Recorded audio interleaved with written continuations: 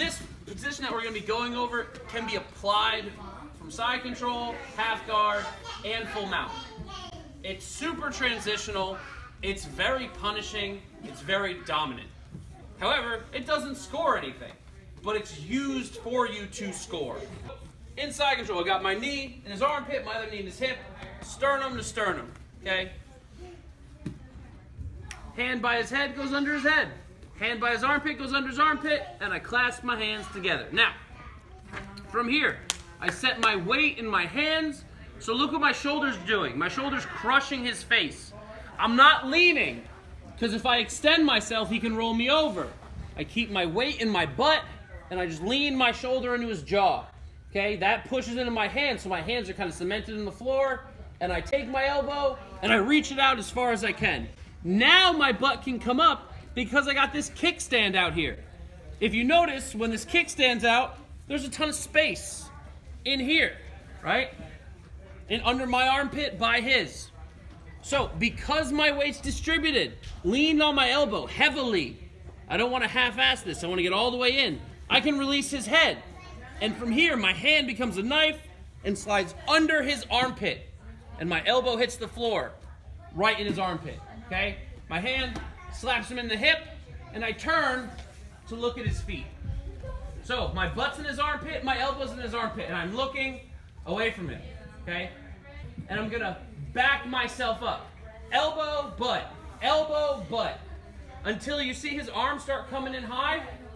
From here, I can reach back and collect his head. Okay, this is super uncomfortable, and I'm not even all the way in yet. Okay, my chest goes flat, and my hand goes underneath his head. My palm is up.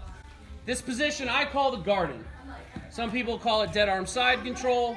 I use garden. If you hear garden, this is it. His elbow has to be deeper than my armpit.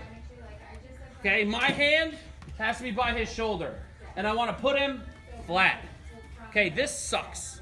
Mostly for him, it's great for me. Okay, it's a ton of pressure. It pulls the shoulder, it stretches the scapula, and it puts quite a bit of pressure on the throat. Not really enough to make someone go to sleep, but enough that they hate it. Okay, what's important though is there's nothing on this side to stop me from doing anything. Okay, so from here, I lean on his head, and I take the weight off my knee by his hip. I just put my knee on his hip.